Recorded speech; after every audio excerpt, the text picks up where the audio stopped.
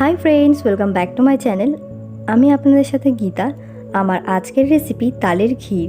তালের সিজনে তালের কোনো রেসিপি হবে না, এটা কি হয়? আমি আগেও তালের বড়া রেসিপি শেয়ার করেছি। আজকে আমি আপনাদের সঙ্গে তালের ক্ষীর রেসিপি শেয়ার করব। চলুন রেসিপিটি দেখে নেওয়া যাক। একটা বড় সাইজের তাল খুব ভালো করে ধুয়ে নিয়েছি। এবার আমি তালটাকে ছাড়িয়ে নেব। আজকের রেসিপিটি আমি করছি না, আমার মা করছে। এখানে এই তালটা একেবারে বেশি নরম না, তাই জন্য একটু হালকা বাড়ি দিয়ে ওপরের যেই মুখটা রয়েছে সেটাকে আগে খুলে নিচ্ছি। এই লালচে লালচে তালগুলো কিন্তু হালকা একটু তেতো হওয়ার সম্ভাবনা থাকে, তবে একদম কালো তাল নিলে কিন্তু তালগুলো খুব মিষ্টি হয়। এবার এই তালের গায়ে যে আঁশগুলো রয়েছে সেটাকে খুব সুন্দর করে ছাড়িয়ে নিতে হবে। দেখুন এখানে আঁশগুলো ছাড়ানো হয়ে গেছে। এবার তালের যে তিনটে আঁঠি আছে সেটাকে আলাদা করতে হবে। খুব সহজেই না বেরোলে যেরকমভাবে এখানে দেখানো হচ্ছে সেটা একবার ট্রাই করবেন। মানে হালকা একটু মারপিট করতে হবে এদের সঙ্গে। তারপরে তালের যে বড় বড় আঁশগুলো ওগুলো আমি ফেলে দিচ্ছি।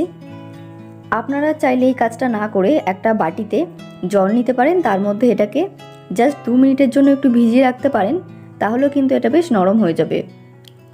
তবে এই কাজটা অনেকটাই সহজ। এবার এটাকে আমি একটা আলাদা পাত্রে তুলে নিচ্ছি।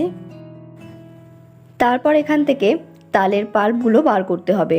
আমি এখানে একটা প্লাস্টিকের ঝুড়ি ব্যবহার করছি, তবে আপনাদের কাছে এরকম ঝুড়ি না থাকলে আপনারা স্টিলের যে কোনো ছিদ্রযুক্ত পাত্র ব্যবহার করতে পারেন, অথবা যে সমস্ত মুড়ি চালার যে চালনিগুলো হয় সেটাতেও এই কাজটা করতে পারেন। তবে গ্রেটার ব্যবহার করলে একেবারেই চলবে না, কারণ এই তালের মধ্যে অনেক আঁশ থাকে, সেগুলো খুব সহজেই তাহলে পাল্পের মধ্যে চলে যাবে।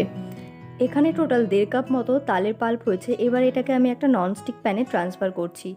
এর মধ্যে আমি দিয়ে দেব 1 কাপ মতো নারকেল কোড়ানো।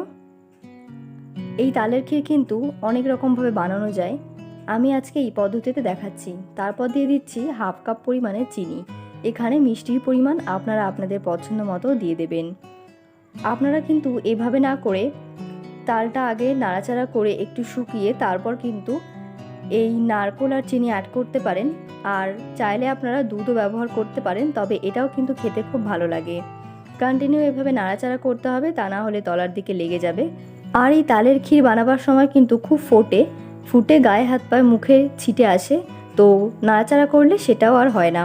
দেখুন এখানে অনেকটা শুকিয়ে এসছে। এভাবেই কন্টিনিউ প্রায় 20 মিনিট মতো নাড়াচাড়া করলে দেখবেন তালের ক্ষীরটা একদম পারফেক্টভাবে হয়ে গেছে।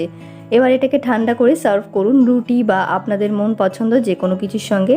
আজকের রেসিপিটি এতটুকুই। আপনাদের কাছে কেমন লেগেছে অবশ্যই আমাকে কমেন্টে জানাতে ভুলবেন না। ভালো লাগলে একটি লাইক করে দেবেন, ফ্রেন্ড ও ফ্যামিলির সঙ্গেও শেয়ার করবেন। কমেন্টে জানাতে ভুলবেন না যে কেমন লেগেছে। সকলেই খুব ভালো থাকবেন, সুস্থ থাকবেন। আপনি আমার চ্যানেলে নতুন হলে চ্যানেলটি সাবস্ক্রাইব করবেন, পাশে থাকা বেল আইকনটিও প্রেস করবেন। Thanks for watching. Okay, by.